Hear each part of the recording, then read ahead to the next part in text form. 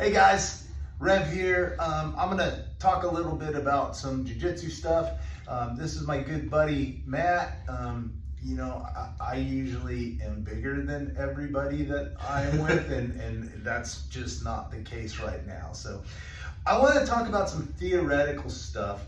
It applies to a lot of self-defense stuff, not just jiu-jitsu. And that is the priority or the hierarchy of where you have to keep your thought process while you're rolling. And if you get this, or fighting or defending yourself, whatever, there's always a hierarchy of what you focus on. And the biggest thing that you have to understand is what you want to do and what you need to do. That's really important. So if you're in a bad position, say the guy's got your back, right? He's behind you, he's got his hooks in. What you want to do is get out of that position. It's a very dangerous position. You want to get out of that position and if possible, get to a much better position. That's what you want to do. But it's not what you need to do. What you need to do is right away, as quickly as possible, you need to defend yourself from punches, from chokes, from joint locks. That's what you have to do first. And this becomes really important in a bad situation. You have to protect your neck. You have to protect your arms. Once you do what you have to do, then you can move on to what you need to do. Okay, so I'm just gonna stand up and show you just a very basic concept of what I'm talking about. All right, so Matt's gonna take my back. Okay, now when he has my back, there's usually some way in which he's trying to both maintain the position and move towards either a submission or strikes or anything like that. Okay. Now, if he has my back and he's on his back, it's a lot harder for him to punch me, but fist, he can do backwards hammer fists.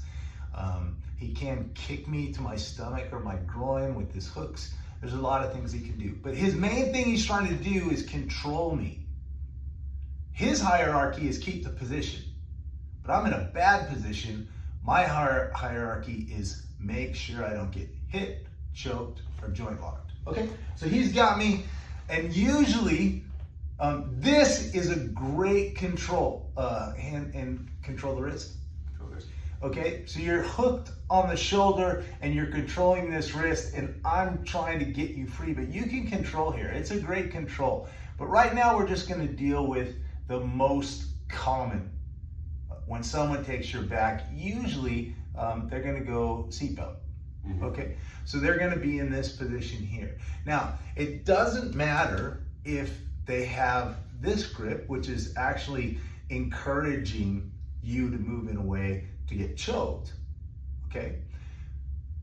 Or if they have a gable grip, which is a more secure grip, and if they wanna be a little tighter, they can do an extended gable grip, right?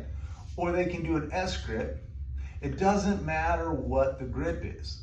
I'm in dangerous position and he can hit me, he can choke me, and the other thing I forgot to mention is he can put me in a situation where I actually can't get out. That's the worst. If he's got me face down and he's got my back, he puts his hips in, I ain't going anywhere. Okay, so I have to make sure I don't get hit, choked, or put in a position that I cannot recover from. All right, so go ahead and get whatever grip you want. Okay, so he's got the gable grip, very strong grip. Okay, first thing I have to do is make sure I don't get choked. Okay, so there, chin down, this here. Okay, now he's probably gonna rip my beard out, but he's not gonna choke me if I have this here. Okay, now I'm gonna move on to a better defense. Now watch this. This is legal in Jiu Jitsu competition too. I'm not grabbing one finger. I'm grabbing 4 fingers, which is legal, okay? Now, when I grab them, I'm gonna grab them at the first knuckle, here, okay? Do you think you could have held on while I was doing that? A bit of struggle, that hurts. When you go here, you can peel that hand off very easily. If I go here, not only can he hold on, but if I'm wearing a gi, he can grab the gi even though I'm holding onto his arm, okay?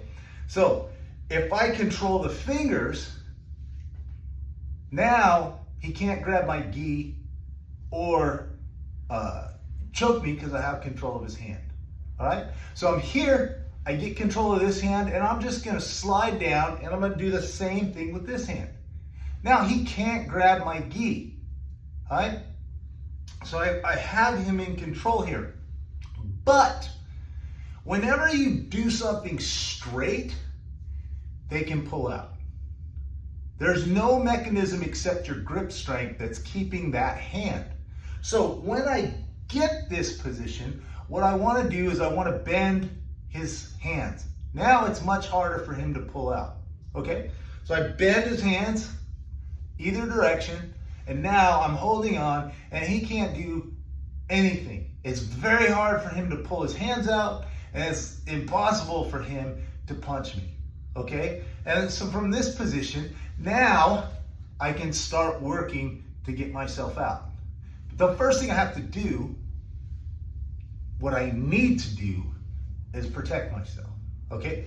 That's what we need to do. Now, if you have this concept in your mind, it doesn't matter what bad position you're in, okay? If they're in your guard, and I consider that a bad position when it comes to self-defense, even though there's a lot you can do from there, you can get your head bashed in.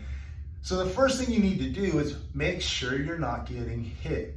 If you're in your guard, you have to also think about being slammed on your head, okay? So first thing, don't get slammed, don't get punched.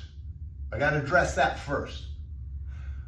I wanna make sure that I can't get choked, you know, the rape choke, forearm across the throat. You can get an Ezekiel from on top, and you can get an Americana from on top, but you're probably gonna get armbarred if the guy knows what he's doing. When I'm on my back, I have to make sure that I don't get hurt. First, need. Once the need's taken care of, then I can work on improving my position, submitting him, whatever. But I gotta do what I have to do first, and that's defend myself. So, he's in my guard. I have to defend myself. It doesn't matter how you do that. That's the point of rolling. That's the point of technique, is how do I do it? That comes later, but you've gotta get it stuck in your head that this is the need and this is the want. Take care of the need first and then work your way towards the want. And if you don't do that, you're gonna find yourself getting in a lot of trouble. So, thanks for watching. Thanks to Matt for participating. And just remember, Rev loves you.